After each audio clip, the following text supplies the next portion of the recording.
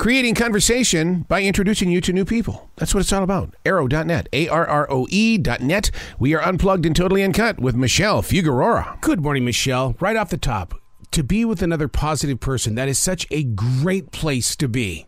Yes. There's no other way to be. You only have one life, right? I'm so glad that you say that, but I'll tell you what, though. I've been challenged by, different corporate leaders and stuff like that being a positive person gets in their way. How do you make your way through the storms? It's interesting you say that. I'm always reminded of my mother-in-law, who always said you get more with a spoonful of honey or sugar than vinegar. And anything in life, I think if you're kind, that will be more effective to the right people. If you're with the wrong people anyway, you don't want to be there. So don't worry about it. But I think kindness has proven to lead me the right way. And I think this movement is a byproduct of that, of always looking for the good, because I was a journalist looking for just any news. And what I saw was there was a lot more good than bad. And there were a lot more positive stories, but they weren't making broadcast. And so I thought, well, let me take this into my own hands and create my own platform where I'm my own news director and open up the gates to anyone who wants to send me their good news. And people send me messages of good news about every minute or so. I get a new message. Oh, my God. We're so on the same plate here. And the reason why I say that is because you're right. I mean, as journalists, as broadcasters and stuff like that, we all know that bad news sells. And businesses want that money. But when you take control of the reins, all of a sudden things begin to grow in different directions. And people come to you as a way of receiving rather than taking away. Exactly. And you've said it. I mean, news essentially is a business, and they're afraid of changing their formula. But it's funny because good news wasn't as in vogue as it is now. They've seen the success of good news movement and similar pages. And now you see, all the major networks with good news verticals. And I think it's wonderful. I think the more good news, and if I can make a little dent in that and so that there's more good news, it means more people are consuming positive things that motivate them and make them feel good. So I feel like it's a win-win situation that now good news is being more accepted, thankfully, finally. So I hated getting rejected over and over. Oh my God! No one likes it. You're so right. You're so right. So the good news movement. I mean, it can't be a one-person army because you can't be the department of one. What all is involved, and how can people participate with this?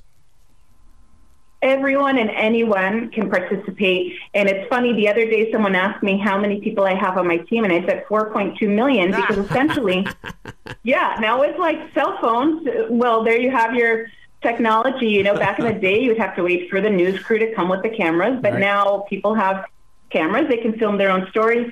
So yes, anyone can send me good news. And sometimes people send me a video and they say, well, this doesn't seem newsworthy. And I said, well, did it make you smile? Did it make you cry? Is it good news to you? And they say, yes. And I said, send it. Send me anything. Because sometimes it's those simple moments. Like there was one viral video of a bus driver dancing with, she was a kindergartner, first grader. And it was just sweet. He took a minute out of his day to just dance with her before she got off the bus. And just those sweet, very human, very basic moments that are the ones that perform the best because they resonate the most with people. It comes down to just that feeling of being connected with one another. Connected is a big word to me. And the reason why is because during the pandemic, during the lockdown, I needed to be with people. So what did I do? I went and got a job at a grocery store because I knew people were there. But one of the things that I have learned in being with people versus sitting inside of a studio all day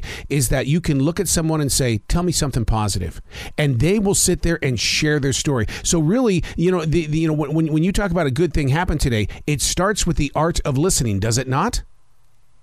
Totally, 100%. You've got it. I love that you started to work at a supermarket. That's great.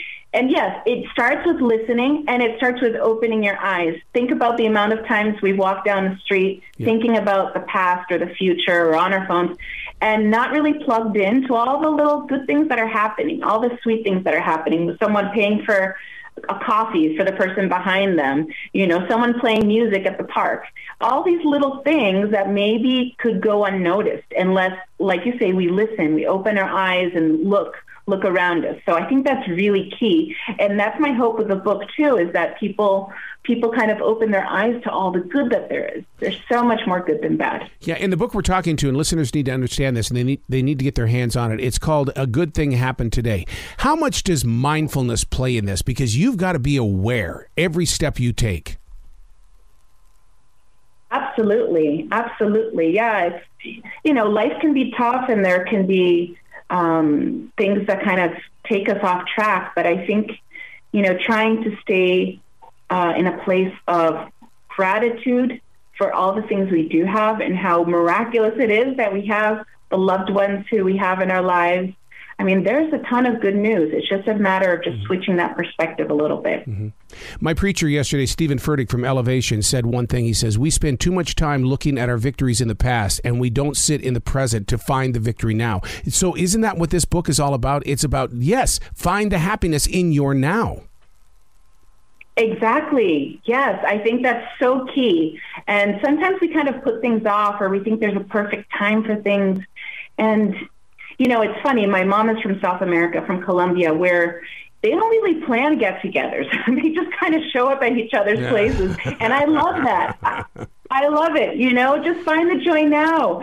See, and I'm always an adventure seeker, and I'm looking for fun. And my family's always like, what are you up to now? But, there's so much out in the world to explore and to see, and just being open to it. And it's not, it's not that hard. It's just deciding to take a walk where you're not doing anything, but walking and observing for a little bit. How great is that?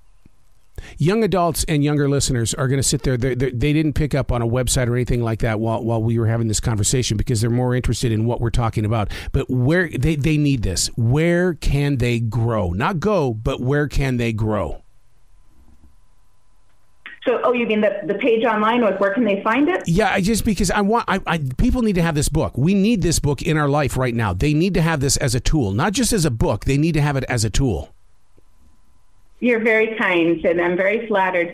Yes, I think it's wonderful if they can get the book. They can go to Barnes & Noble, either online or basically as of tomorrow, anywhere where books are sold. It's a very bright cover with red font and a yellow sky. And I hope that they are inspired and motivated by the book, that they share it with friends, that they read it with friends and loved ones.